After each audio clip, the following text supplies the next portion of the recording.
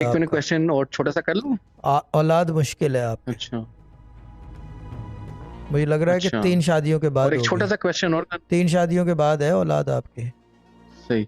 अबे भाई मजाक कर रहा अच्छा। हूँ चंदा, जिसको कहते हैं कि अगर मैं तो जी खैर जी इस तरह की झूठ नहीं बोलता, लेकिन मैं एक बात कर रहा हूँ कि ये तो भाव है जी मेरा, जी because I am known for knowing I जी। Can see across the horizon like this, ऐसे करके, हम्म।